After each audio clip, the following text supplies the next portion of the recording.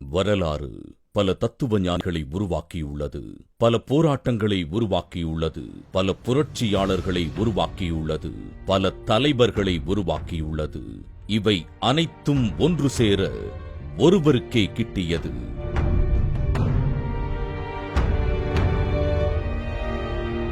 உறங்கா விழிகள், ஓயாத உழைப்பு, திடமான மனம், உறுதியான போராட்ட குணம், கூரான சிந்தனை, அனைவரையும் அரவணைக்கும் மாண்பு என அனைத்தையும் ஒருங்கே பெற்றவர் பெரியார், அம்பேத்கர் மற்றும் மார்க்சின் கொள்கைகளையே தன் அரசியல் கருவியாக்கி சமூக நீதி மற்றும் சமத்துவ சமூகம் படைக்க பாதை அமைப்பவர்.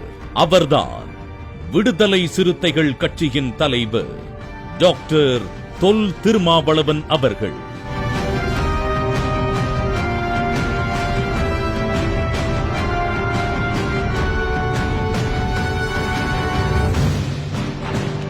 இந்திய சமூகத்தில் புரையோடி போயிருக்கும் சாதியையும் இந்துத்துவம் எனும் நச்சுச் செடியையும் வேரோடு அறுத்தெறியும் முனைப்போடு சமூக நீதி, சமத்துவம், தமிழ் தேசிய உணர்வு போன்ற கொள்கைகளோடு துளியும் சமரசமின்றி செயல்படும் ஒரு கட்சி உண்டென்றால் அது விடுதலை சிறுத்தைகள் கட்சி மற்றும் அதன் தலைவர் டாக்டர் தொல் திருமாவளவன் அவர்கள் மட்டுமே.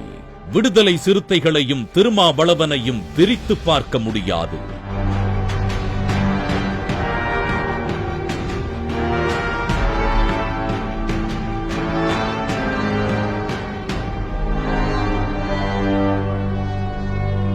அன்றைய திருச்சி மாவட்டத்தில் உள்ள ஒரு கிராமமான அங்கனூரில் ராமசாமி பெரியம்மாள் தம்பதிக்கு ஆகஸ்ட் 17, 1962 பிறந்தார் திருமாவளவன் அவர்கள். பாரிவள்ளல், செங்குட்டுவன் போன்ற தம்பிகளுடனும் பானுமதி என்ற அக்காவுடனும் பிறந்தவர்தான் திருமாவளவன்.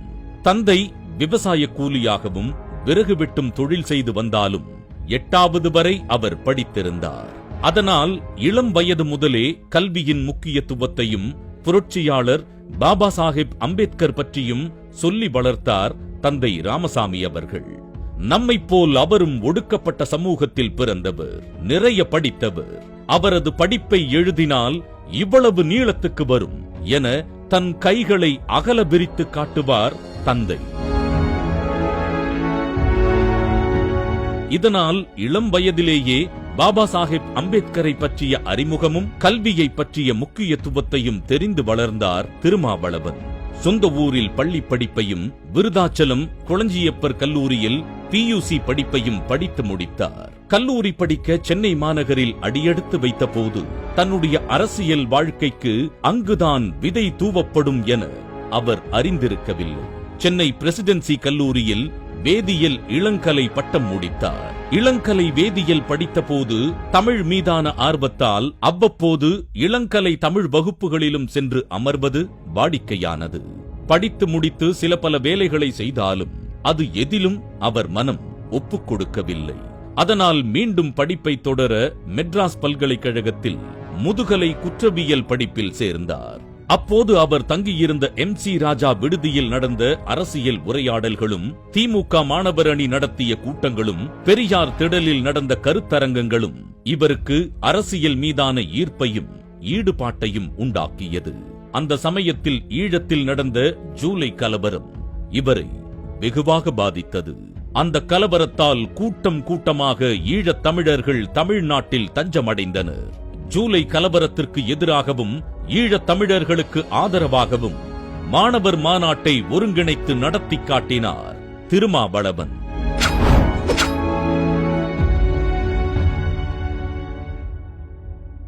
ஒருபுறம் புத்தகம் ஏந்திய கைகள், மறுபுறம் போராட்டத்தில் உயர்த்தும் கைகளுமாய் கல்லூரி காலம் சென்றது. முதுகலை முடித்ததும் திருமணம் செய்ய தாய் வற்புறுத்த அதை மறுத்து அம்பேத்கர் போல சட்டம் படிக்க சென்னை சட்டக்கல்லூரியில் சேர்ந்தார். அப்போது விடுதலை புலிகள் மீது உள்ள ஈடுபாட்டால் விடுதலை புலி என்ற பெயரில் கையெழுத்து பத்திரிகையை நடத்தினார். தனித்தமிழ் இயக்கம், தமிழீழ விடுதலை இயக்கம், தமிழ் தேசிய இயக்கம் மீது ஈடுபாட்டோடு ஆரம்பகட்ட அரசியல் வாழ்க்கை நகர்ந்தது. திமுக மாணவர் அமைப்பு கூட்டங்கள் மூலம் திமுகவுடனும் நெருக்கம் ஏற்பட வைகோவை அழைத்து வந்து கூட்டம் நடத்தினார். கண்ணதாசன் பேரவை சார்பில் ஈழ விடுதலை மாநாடு நடத்தினார். அந்த சமயத்தில் தடயவியல் துறைக்கான அரசாங்க வேலைக்கான நேர்முக காணலில் முதல் ஆளாக தேர்வு செய்யப்பட்டார்.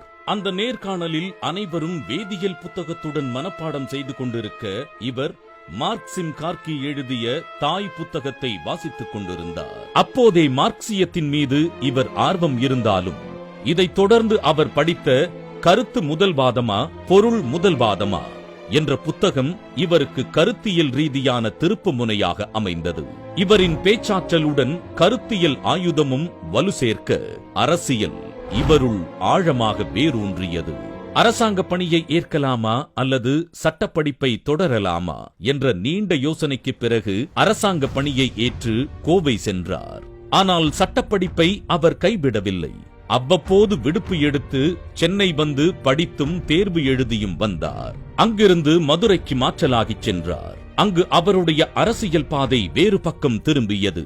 அந்த சூழலில் தலித் பேந்தர்ஸ் அமைப்பின் மாநில அமைப்பாளர் மலைச்சாமியின் அறிமுகம் கிடைக்கிறது. அவ்வப்போது அவர்களது மேடைகளில் தான் கொண்ட அரசியலை பேசவும் வாய்ப்பு கிடைக்கிறது. அந்த சமயத்தில் மதுரையில் நடந்த சாதிய படுகொலைகளும் தலித் மக்களுக்கு எதிரான தாக்குதல்களும் தீவிர ஈழ அரசியலில் செயல்பட்டுக் கொண்டிருந்த திருமாவை தலித் அரசியல் பக்கம் திருப்பியது. அம்பேத்கர், பெரியார் போன்றோர் விட்டுச் சென்ற பணியை தொடர ஆயத்தமானார். அப்போது பெரிய இடியாய் 1989ஆம் ஆண்டு தலித் பேந்தர்ஸ் அமைப்பின் மாநில அமைப்பாளர் மலைச்சாமி அவர்களின் மரணம் நிகழ்ந்தது. தலித் பேந்தர் அமைப்பின் மாநில அமைப்பாளர் பொறுப்பை திருமா ஏற்றுக்கொள்ள அக்கட்சியினரால் நிர்பந்திக்கப்பட்டு ஓர் தீர்மானம் நிறைவேற்றப்படுகிறது. அதை மறுக்க முடியாமல் அரசாங்க பதவியில் இருப்பதால் தற்காலிகமாக பொறுப்பை ஏற்றுக்கொள்வதாக ஒத்துக்கொள்கிறார். தலித் பேந்தர்ஸ் அமைப்பு ஒரு தேசிய இயக்கம் மற்றும் அதன் கொள்கைகளிலும் தேசிய அளவில் உள்ள தலித் மக்களின் இன்னல்களை பேசுகின்ற போராடுகின்ற அமைப்பாய் இருப்பதாய் தோன்ற தமிழ் சூழலுக்கு ஏற்ப புது அமைப்பை உருவாக்க நினைத்தார்.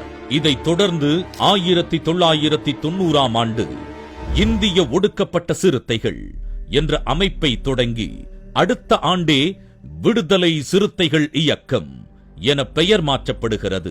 நீல சிவப்பு பட்டையுள்ள கொடியின் நடுவே நட்சத்திரம் மிளிர உயரப் பறக்கிறது விடுதலை சிறுத்தைகளின் கொடி.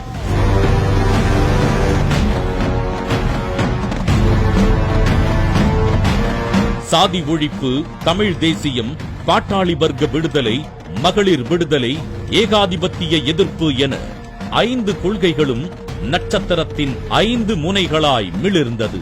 பெரியாரிய, அம்பேத்கரிய மற்றும் மார்க்சிய அரசியலை முன்னெடுக்கும் அமைப்பாய் உருவானது விடுதலை சிறுத்தைகள் இயக்கம்.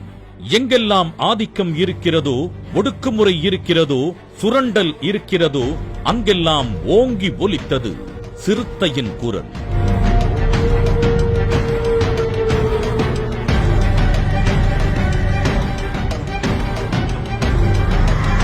ஒடுக்கப்பட்ட மக்களின் துயரம் போக்க இயக்கம் கட்டினால் மட்டும் போதாது, முழு அர்ப்பணிப்பும் வேண்டும் என உணர்ந்தார் திருமா. தினமும் இரவு கிராமம் கிராமமாக சென்று கூட்டம் போட்டு பேசினார். மைக்கில்லாமல் கல் மீது நின்று, நாற்காலியில் ஏறி நின்று, மணல் திட்டில் நின்று என ஓய்வில்லாமல் பேசினார். பாதிக்கப்பட்ட மக்களை அழைத்துக் கொண்டு காவல் நிலையம், மாவட்ட ஆட்சியர் அலுவலகம் செல்வது என்று மக்களுடன் துணை நின்றார். துண்டறிக்கை தயாரித்து தானே தெரு தெருவாக அலைந்து விநியோகித்தும், சுவரொட்டியை ஒட்டியும், தன் கைகளால் சுவர் விளம்பரம் எழுதியும் இயக்கத்தை வளர்த்தெடுத்தார். பூட்டிய இரும்பு கூட்டின் கதவு திறக்கப்பட்டது. சிறுத்தையே வெளியில் வா என்ற பாரதிதாசனின் வரிகளுக்கேற்ப மக்கள் எழுச்சி பெற்று எழுச்சி தமிழரின் பின்னால் சிறுத்தைகளாய் அணிவகுத்து நின்றனர்.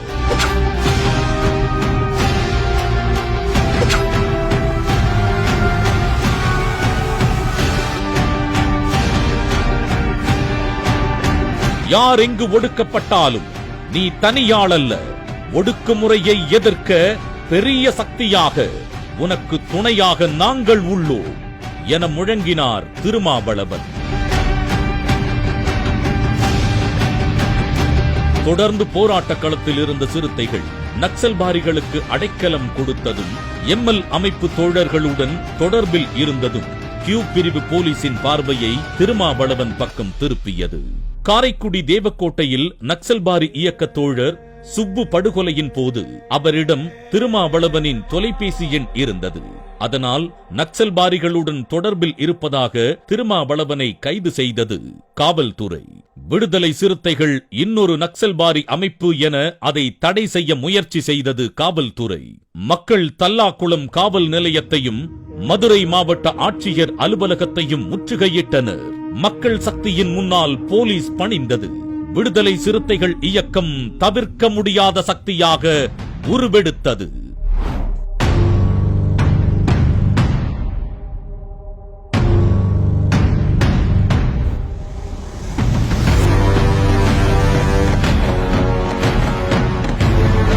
ஆண்டாண்டு காலமாக ஒடுக்கப்பட்ட மக்களுக்கு விடுதலை சிறுத்தைகளின் தலைவர் எழுச்சி தமிழரின் முழக்கமான அடங்கமறு, அத்துமீறு, திமிரு எழு, திருப்பி அடி என்ற முழக்கம் விடுதலைக்கான குரலாய் ஒலித்தது.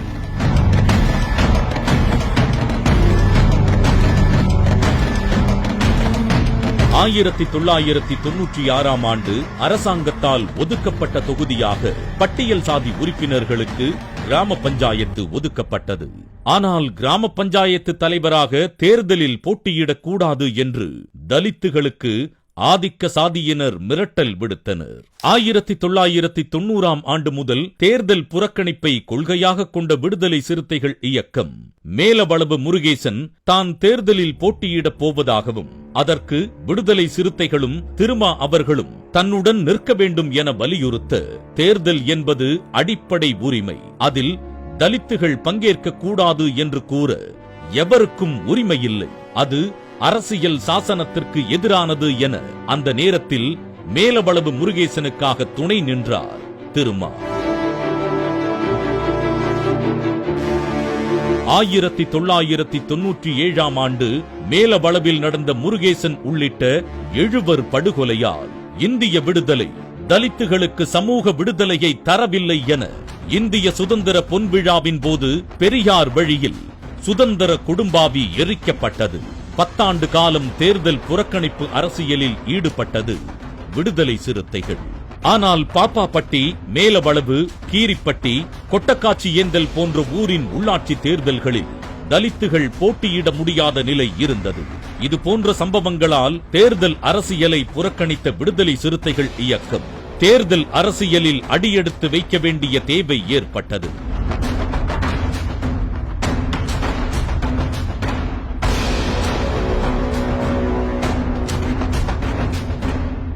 மத்திய குழு, மாநில குழு கூடி முடிவெடுத்து 1999 ஆண்டு விழுப்புரத்தில் நடந்த கூட்டத்தில் விடுதலை சிறுத்தைகள் தேர்தல் அரசியலில் பங்கெடுக்கும் என அறிவிக்கப்பட்டது.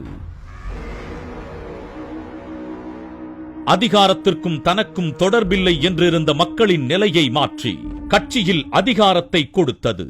எங்கள் வீட்டை கொளுத்தியவர்களுக்கு வாக்களித்தோம், எங்கள் பெண்களை மானபங்கப்படுத்தியவர்களை சட்டமன்றத்திற்கு அனுப்பினோம். இது எங்கள் பாட்டன் முப்பாட்டன் காலம் அல்ல, விடுதலை சிறுத்தைகள் காலம் என முழங்கினார் எழுச்சி தமிழர்.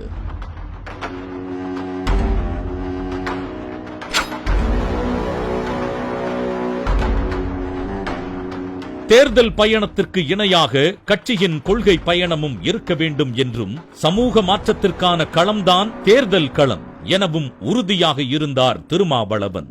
மூப்பனார் அவர்களின் வற்புறுத்தலின் பேரில் 1999 ஆண்டு தன்னுடைய பிறந்த நாளான ஆகஸ்ட் 17 தன்னுடைய அரசாங்க பணியை ராஜினாமா செய்துவிட்டு தமிழ் மாநில காங்கிரஸ் கட்சியுடன் சேர்ந்து திமுக, அதிமுக என மாபெரும் கட்சிகளுக்கு எதிராக மட்டுமல்லாது பாட்டாளி மக்கள் கட்சியின் கோர வன்முறைக்கும் பல்லாயிரக்கணக்கான குடிசைகள் எரிப்பிற்கும் எதிராக களம் நின்று போட்டியிட்டு சிதம்பரம் தொகுதியில் 2.5 லட்சம் வாக்குகள் பெற்று தன்னுடைய மக்கள் செல்வாக்கை நிரூபித்தார். தன்னுடைய அரசியல் அதிகாரம் மக்களுக்கு பயன்பட வேண்டுமேயன்றி தன்னுடைய நலனுக்கு ஒருபோதும் அல்ல என்பதுதான் திருமாவின் கொள்கை. 2001 சட்டமன்ற தேர்தலில் திமுக கூட்டணியில் உதயசூரியன் சின்னத்தில் போட்டியிட்டு வென்றும் சில ஆண்டுகளில் தன்னுடைய பதவியை ராஜினாமா செய்ததே இதற்கு சான்று. இதனால் மக்கள் ஆதரவு நாளுக்கு நாள் கூடியது. விடுதலை சிறுத்தைகள் பொருளாளர் முடக்கத்தான் பாண்டியன் படுகொலையின் போது தமிழ்நாடு முழுக்க பந்த் அறிவிக்க காவல்துறை திருமாவளவனை கைது செய்தது. அப்போது தமிழ்நாடு முழுக்க நடந்த தன்னெழுச்சி போராட்டம் முன்னாள் முதல்வர் ஜெயலலிதா அவர்களை அடிபணிய வைத்து 4 நாட்களில் விடுதலை ஆனார் திருமாவளவன்.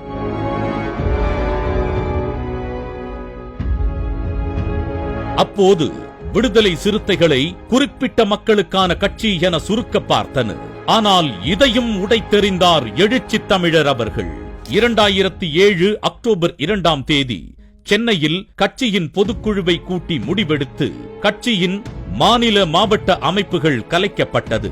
தலித் அல்லாதவர்கள், சிறுபான்மையினர் மற்றும் பெண்களை அதிக அளவில் கட்சியில் சேர்க்க முடிவு செய்யப்பட்டு அவர்களுக்கு அதிக அளவில் பதவியும் கொடுக்கப்பட்டது. மூக்கையா தேவரின் மகன் பசும்பொன் உள்ளாட்சி தேர்தலில் போட்டியிட்டது. 2016 தேர்தலில் ஜெயலலிதாவை எதிர்த்து வசந்தி தேவி போட்டியிட்டதை இதற்கான ஒரு துளி சாட்சியங்கள். இப்போதுள்ள விடுதலை சிறுத்தைகளின் மக்கள் பிரதிநிதிகளை பார்த்தாலே விசிக அனைவருக்குமான கட்சி என்ற உண்மை புலப்படும். சாதி மதம் என எந்த அடையாளத்திற்குள்ளும் அடைக்க முடியாத தலைவர்தான் திருமாவளவன். அவருடைய கவிதை வரிகளிலே சொல்வதென்றால் மதமில்லா சாதியில்லா மண்ணின் மைந்தர்தான் எழுச்சி தமிழர் அவர்கள். ஈழத் தமிழர் நலன், சாதி எதிர்ப்பு, சனாதன மற்றும் ஹிந்துத்துவ எதிர்ப்பு என அயராத உழைப்புக்கு மத்தியில் மக்கள் பிரதிநிதியாக தன்னுடைய தொகுதியுடன் சுருக்கிக் கொள்ளாமல் மக்கள் நலனுக்காக, பொதுவான பிரச்சனைகளுக்காகவும் நாடாளுமன்றத்தில் மட்டுமல்லாமல் மக்கள் மன்றத்திலும் ஓயாது ஒலிப்பவர்தான் திருமாவளவன். ஈழத் தமிழர்கள் பிரச்சனையால் உந்தப்பட்டு அரசியலுக்கு வந்த திருமாவளவன் கடைசி வரை ஈழத்துக்காக தமிழகத்தில் குரல் எழுப்பியவர்களில் முக்கியமானவர். 2002, 2004 என 2 வருடங்கள் ஈழம் சென்று தமிழீழ தேசிய தலைவர் மேதகு பிரபாகரன் அவர்களை சந்தித்து வந்தார் திருமாவளவன். 2008 மாநாடு நடத்தி தனி ஈழத்தை அங்கீகரித்தார். அண்ணன் நான் இருக்கிறேன் என்ற தைரியத்தோடு போய் போராடுங்கள் என்று தலைவர் பிரபாகரன் திருமாவளவனை நோக்கி சொன்ன வார்த்தைகளே அதற்கான சாட்சியம்.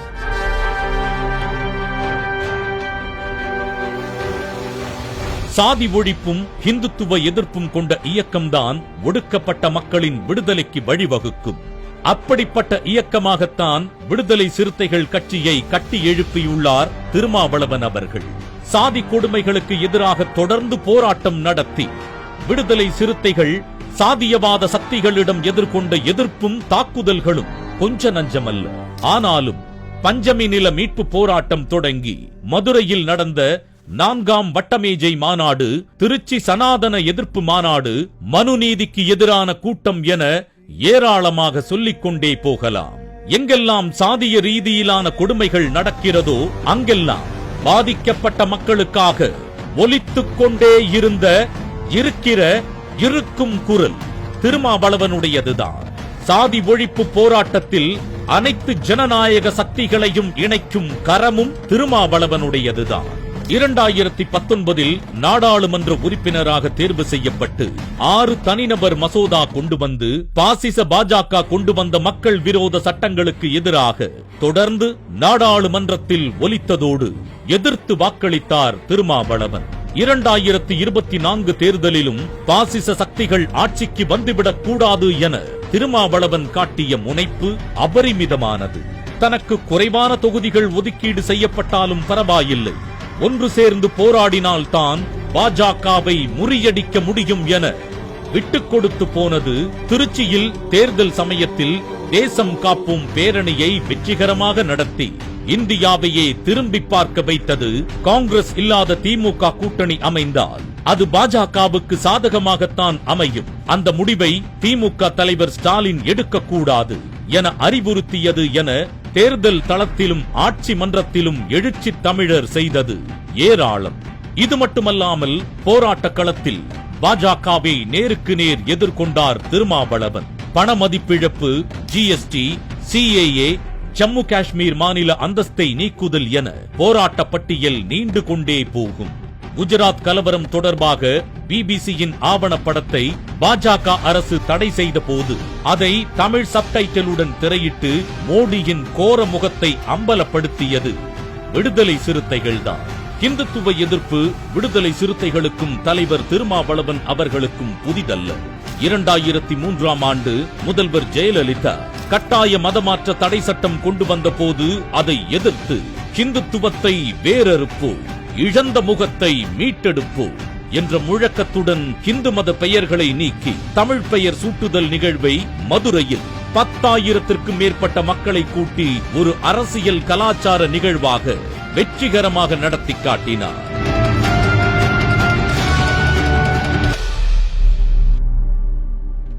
இதற்கு முன்மாதிரியாக தன்னுடைய தந்தையின் பெயரை ராமசாமியிலிருந்து தொல்காப்பியனாக மாற்றி இரா திருமாவளவன் தொல் திருமாவளவனாக 2002ஆம் ஆண்டு டிசம்பர் அம்பேத்கர் நினைவு நாளன்று மாற்றமடைந்தார். தமிழகத்தில் சமூக நீதியையும் சமத்துவத்தையும் நிலைநாட்ட எண்ணற்ற போராட்டங்கள் நடந்திருக்கின்றன. பல இயக்கங்கள் தோன்றியிருக்கின்றன. அவற்றுள் அமைப்பாய் துவங்கிய நாள் முதல் இன்று வரை எத்தகைய சமரசமும் இன்றி மாபெரும் பாய்ச்சலோடு மக்களுக்கெனவே களத்தில் நிற்பதோடில்லாமல் அவர்களுக்கான சட்ட ரீதியிலான தீர்வுகளையும் பெற்றுத்தரும் ஓர் இயக்கம் விடுதலை சிறுத்தைகள் கட்சியும் அதன் தலைவர் தொல் திருமாவளவன் அவர்களும் மட்டுமே.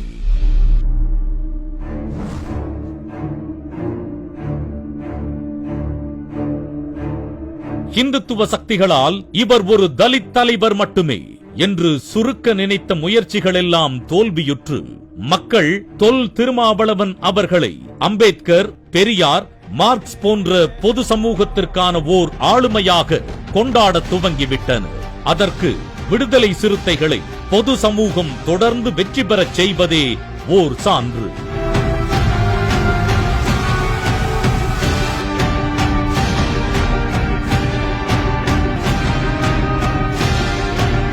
இப்போது தமிழ்நாட்டில் மட்டுமல்ல, ஆந்திரா, கர்நாடகா, கேரளாவில் துளிர் விட்டு வேர் பரப்ப தொடங்கி இருக்கிறது விடுதலை சிறுத்தைகள் கட்சி. கட்சிக்கும் மக்கள் பணிக்கும் சமூக மாற்றத்திற்கும் தன்னை ஒப்படைத்து திருமணத்தை பற்றி துளிக்கூட எண்ணாதவர்தான் எழுச்சி தமிழர் திருமாவளவன். தன்னுடைய தாய் இது பற்றி கேட்டபோது கட்சிக்கு அங்கீகாரம் கிடைப்பதுதான் என் கனவு என மறுத்துவிட்டார்.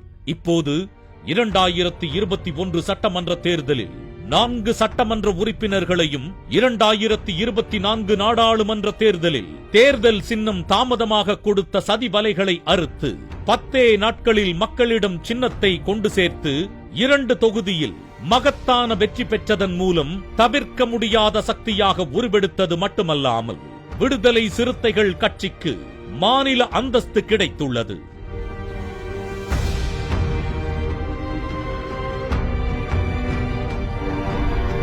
தலைவரின் கனவு நனவாகியுள்ளது.